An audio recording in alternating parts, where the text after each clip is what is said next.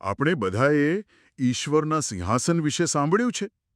એક શક્તિશાળી, ભવ્ય, કદાચ થોડું ભયાનક સ્થાન. પણ શું આપણે ક્યારેય ઊંડાણમાં જઈને વિચાર્યું છે કે તે સિંહાસન એ શેના પર ટકેલું છે?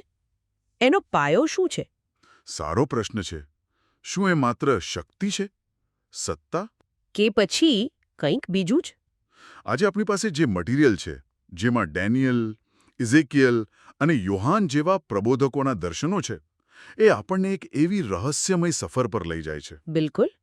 અને આ સફર સ્વર્ગના અગ્નિમય સિંહાસનથી શરૂ થાય છે અને પૃથ્વી પરના એક તંબુમાં છુપાયેલા નાના લાકડાના કોષ સુધી પહોંચે છે. અને કદાચ ત્યાં જ આપણને એ સવારનો જવાબ મળશે. બરાબર. અને આ સફરની સૌથી રસપ્રદ વાત એ છે કે જુઓ, આ દર્શનો માત્ર જોવા માટેના ચિત્રો નથી. અચ્છા. ના, તે એક પ્રકારનો કોડ છે, એક પ્રતિકાત્મક ભાષા છે, જેમાં સ્વર્ગની વાસ્તવિકતાને પૃથ્વી પરની વસ્તુઓ દ્વારા સમજાવવામાં આવી છે. જો આપણે ભાષાને સમજી શકીએ તો બ્રહ્માંડ વિશેની આપણી સમજણ બદલાઈ શકે છે. ઓકે, તો ચલો આ કોડને ઉકેલવાની શરૂઆત કરીએ. સૌથી પહેલા ચલો એ સિંહાસનને જ જોઈએ. ડેનિયલના પુસ્તકમાં એક વર્ણન છે જે મગજમાં છપાઈ જાય એવું છે. તેમાં લખ્યું છે કે સિંહાસન અગ્નિની જ્વાળાઓ જેવું હતું, તેના પૈડા પણ સળગતા હતા. હા. અને તેના પર પ્રાચીન કાળથી હંમેશા રહેનાર બિરાજમાન હતા. તેમના વસ્ત્રો બરફ જેવા સફેદ અને વાળ શુદ્ધ ઊન જેવા સફેદ. આ તો શક્તિ અને પવિત્રતાની ચરમસીમાનું વર્ણન લાગે છે. ચોક્કસ. અને આ પ્રાચીન કાળથી હંમેશા રહેનાર એ સ્પષ્ટપણે પિતા ઈશ્વરનો ઉલ્લેખ છે.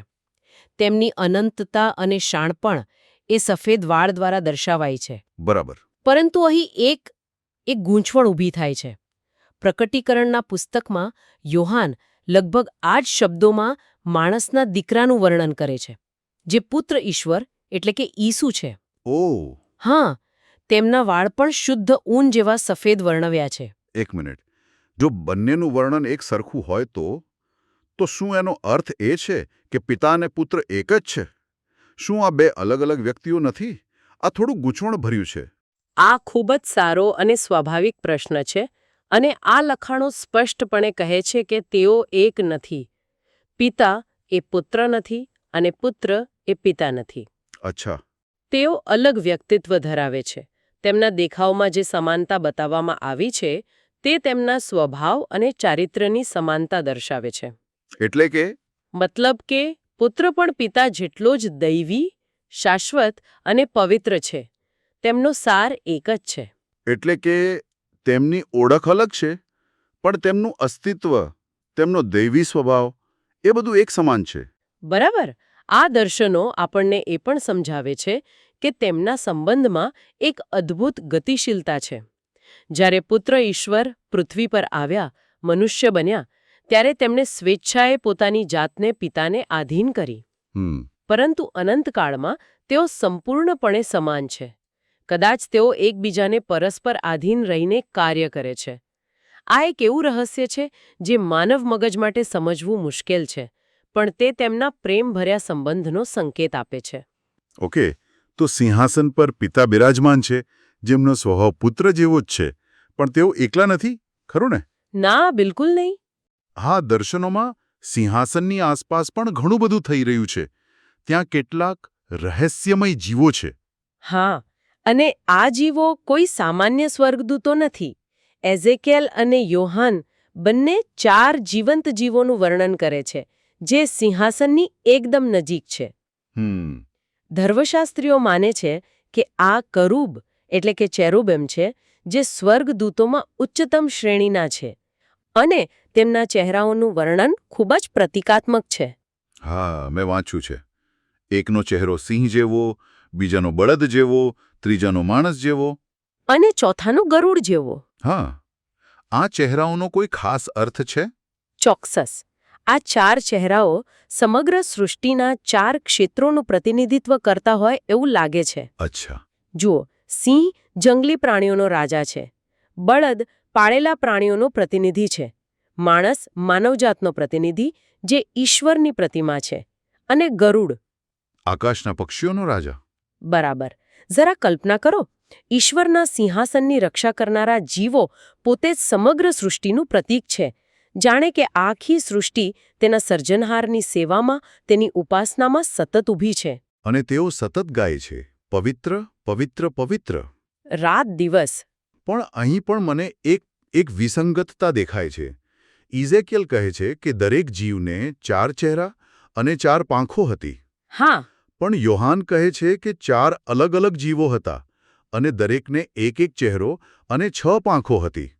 શું આ બંને અલગ અલગ જીવોની વાત કરી રહ્યા છે? આનો શું અર્થ કાઢવો? આ એક ઉત્તમ અવલોકન છે અને આ બાબતે વિદ્વાનોમાં થોડા અલગ અલગ મંતવ્યો છે. એક સરળ સમજૂતી તો એ હોઈ શકે કે યોહાને તેમને માત્ર એક જ દિશામાંથી, એટલે કે આગળથી જોયા, એટલે તેમને દરેકનો એક જ મુખ્ય ચહેરો દેખાયો. બની શકે. બીજી શક્યતા એ છે કે ઈશ્વરે બંને પ્રબોધકોને તેમના સંદેશાના હેતુ મુજબ થોડા અલગ દ્રશ્યો બતાવ્યા. પણ એક ત્રીજો, વધુ રસપ્રદ મત પણ છે.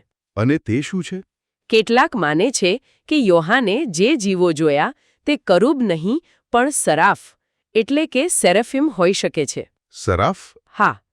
યશાયાના પુસ્તકમાં સરાફનું વર્ણન બળતા જીવો તરીકે કરવામાં આવ્યું છે, જેમની 6 પાંખો હોય છે અને તેઓ સીધા ઈશ્વરની પવિત્રતાની ઘોષણા કરે છે.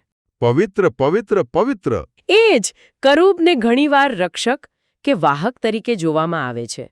તો કદાચ યોહાન સિંહાસનની સૌથી નજીકના અગ્નિમય ઉપાસકોને જોઈ રહ્યા હતા. પણ અંતે તેમની ચોક્કસ ઓળખ કરતાં તેમનું કાર્ય વધુ મહત્વનું છે. ઈશ્વરની મહાનતાની સતત ઘોષણા કરવી. બરાબર. ઓકે, તો આપણી પાસે સ્વર્ગમાં એક અદ્ભુત દ્રશ્ય છે. અગ્નિમય સિંહાસન, તેના પર બિરાજમાન પિતા અને તેની આસપાસ સમગ્ર સૃષ્ટિનું પ્રતિનિધિત્વ કરતા રહસ્યમય જીવો. આ બધું ખૂબ દૂર અને અમૂર્ત લાગે છે. હા, લાગે. પણ આ દર્શનો એવો દાવો કરે છે કે ઈશ્વરે માનવતાને આ સ્વર્ગીય વાસ્તવિકતાનો એક નકશો, એક ભૌતિક મોડેલ આપ્યું હતું. શું આ સાચું છે? હા, અને અહીંથી જ આખી વાત પૃથ્વી સાથે જોડાય છે. જૂના કરારમાં ઈશ્વરે ઇઝરાયેલીઓને રણમાં એક તંબુ બનાવવાની આજ્ઞા આપી હતી, જેને પવિત્ર મંડપ એટલે કે ટેબરનેકલ કહેવામાં આવે છે. હા. તે માત્ર પૂજાનું સ્થાન નહોતું. આ લખાણો અનુસાર તે સ્વર્ગનું એટલે કે સમય અને અવકાશનું એક કાર્યરત મોડેલ હતું, એક જીવંત બ્લુપ્રિન્ટ. એક મોડેલ એટલે કે એ તંબુનો દરેક ભાગ સ્વર્ગની કોઈક વસ્તુનું પ્રતીક હતો. બરાબર. એક ત્રિપરિમાણીય નકશો હતો. દાખલા તરીકે તંબુના પ્રાંગણમાં સૌથી પહેલા જે આવતી તે હતી યજ્ઞવેદી, જ્યાં પ્રાણીઓના બલિદાન ચડાવાતા હતા. હા. અને તે પાતાળ એટલે કે હેડિસ, ન્યાય અને મૃત્યુના સ્થાનનું પ્રતીક હતી. એક મિનિટ. યજ્ઞવેદી પાતાળનું પ્રતીક? આ જોડાણ થોડું અસ્પષ્ટ લાગે છે. યજ્ઞવેદી તો બલિદાન અને માફી માટે હતી. બરાબર. અને પાપની સજા શું છે? મૃત્યુ. એટલે જ યજ્ઞવેદી એ જગ્યા હતી જ્યાં પાપની કિંમત ચૂકવવામાં આવતી હતી. લોહી વહેતું હતું, જીવનનો અંત આવતો હતો. તેની આગ ન્યાયની આગ હતી. અચ્છા. એ રીતે તે ન્યાય અને મૃત્યુના ક્ષેત્રનું એટલે કે પાતાળનું ભૌતિક સ્વરૂપ હતું. તે એક ગંભીર યાદ અપાવે છે કે પવિત્ર ઈશ્વરની નજીક આવવાની કિંમત શું છે. પાપને ત્યાં બાળી નાખવામાં આવે છે. સમજાયું. તો એ નકશા પર આગળ શું હતું? યજ્ઞવેદી પછી આવતો કાસાનો સમુદ્ર, જે એક મોટો પાણીનો હોજ હતો જ્યાં યાજકો શુદ્ધ થતા. તે સ્વર્ગમાં સિંહાસન સામે રહેલા કાચના સમુદ્રનું પ્રતીક હતો, જે શુદ્ધિકરણ દર્શાવે છે. બિલકુલ. અને પછી મુખ્ય તંબુ, જેને પવિત્ર સ્થાન કહેવાતું, તે સ્વર્ગદૂતોના નિવાસસ્થાન એટલે કે સ્વર્ગનું પ્રતીક હતું. તો એનો અર્થ એ થયો કે પ્રાચીન ઇસ્રાયેલીઓ માટે મંદિરમાં પ્રવેશ કરવો એ માત્ર એક ધાર્મિક વિધિ નહોતી. ના. તે બ્રહ્માંડની એક નાની યાત્રા કરવા જેવું હતું. તમે ન્યાય પાસેથી પસાર થઈને, શુદ્ધિકરણમાંથી પસાર થઈને, સ્વર્ગીય ક્ષેત્રમાં પ્રવેશીને છેવટે ઈશ્વરની હાજરી સુધી પહોંચતા હતા. આ તો એક જીવંત નકશો હતો. બિલકુલ. અને એ નકશાના કેન્દ્રમાં તંબુના સૌથી અંદરના ભાગમાં, જેને મહાપવિત્ર સ્થાન કહેવાતું, ત્યાં એક સોનાનો કોષ હતો, કરાર કોષ. Ark of the covenant. હા. અને એ કોષની ઉપર જે સોનાનું ઢાંકણ હતું તેને કૃપાસન એટલે કે મર્સી સીટ કહેવાતું. એ જ પૃથ્વી પર ઈશ્વરના સિંહાસનનું પ્રતીક હતું. તો આપણે આખરે આપણા મૂળ સવાલ પર પાછા આવ્યા. જો કૃપાસન એ સિંહાસન છે તો તેનો પાયો શું છે? તે શેના પર ટકેલું હતું? તે કરાર કોષની બરાબર ઉપર હતું. અને કરાર કોષની અંદર શું હતું? તેમાં પથ્થરની 2 પાટીઓ હતી જેના પર 10 આજ્ઞાઓ લખેલી હતી. બરાબર. એક મિનિટ, આ તો આખી વાત જ બદલી નાખે છે. આપણે હંમેશા ઈશ્વરના સિંહાસનને નિરંકુશ શક્તિ અને સત્તાના પ્રતીક તરીકે જોઈએ છે. હા. પણ આ દર્શનો કહે છે કે એ શક્તિનો પાયો 10 આજ્ઞાઓ છે. એટલે કે બ્રહ્માંડનું શાસન પ્રેમ અને ન્યાયના કાયદા પર ચાલે છે, ડર પર નહીં. બરાબર. અને આ જ આ દર્શનોનો સૌથી ગહન અને ક્રાંતિકારી મુદ્દો છે. બ્રહ્માંડના સર્વોચ્ચ શાસકનો પાયો કેવળ શક્તિ નથી, પણ ન્યાય અને પ્રેમનો સિદ્ધાંત છે.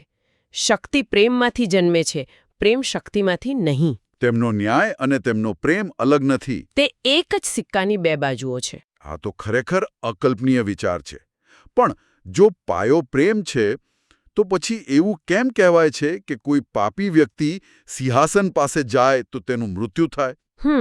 પવિત્ર મંડપમાં પણ મુખ્ય યાજક સિવાય કોઈ મહાપવિત્ર સ્થાનમાં જઈ શકતું નહોતું. આટલી કઠોરતા કેમ? કારણ કે જ્યાં સંપૂર્ણ પ્રેમ અને સંપૂર્ણ ન્યાય છે, ત્યાં અપૂર્ણતા કે પાપને કોઈ સ્થાન નથી. એ કાયદો એટલો પવિત્ર અને સંપૂર્ણ છે કે તેની સાથે કોઈ પણ પ્રકારનું સમાધાન શક્ય નથી. અચ્છા. કૃપાસન પાસે અશુદ્ધતા સાથે જવું એ મૃત્યુને આમંત્રણ આપવા બરાબર છે, કારણ કે ત્યાં પાપનો તરત જ ન્યાય થાય છે. યાદ કરો, એ નકશા પર પ્રવેશદ્વાર પર શું હતું? યજ્ઞવેદીની ન્યાયની આગ. અને એ આગ પાપને બાળી નાખે છે. પણ આ તો માત્ર ન્યાય અને સજાની વાત નથી લાગતી, કારણ કે કૃપાસનને દયાનું આસન પણ કહેવાય છે. તો અહીં કોઈ ઉકેલ પણ હોવો જોઈએ. બરાબર. અહીં જ મુક્તિનો માર્ગ ખુલે છે. તે યજ્ઞવેદી પર જ્યાં પાપની સજા મળતી હતી, ત્યાં એક નિર્દોષનું બલિદાન ચડાવાતું હતું. જે પાપી વ્યક્તિના બદલામાં મૃત્યુ પામતું. હા. અને આ આખી વ્યવસ્થા એક આવનારા મહાન બલિદાન તરફ ઇશારો કરતી હતી. પ્રભુ ઈસુ ખ્રિસ્તનું બલિદાન. હા. આ લખાણો અનુસાર ઈસુ પોતે જ એ યજ્ઞવેદી પર આપણા બધાના બદલે બલિદાન બન્યા. તેમણે આપણા પાપોનો દંડ, એ ન્યાયની આગ પોતાના પર લઈ લીધી. તો તેમના બલિદાન દ્વારા?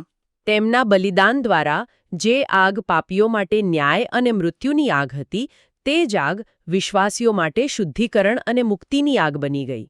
એટલે જ ઈસુ કહે છે કે તેઓ પોતે જ સાચું મંદિર અને જીવનનું વૃક્ષ છે.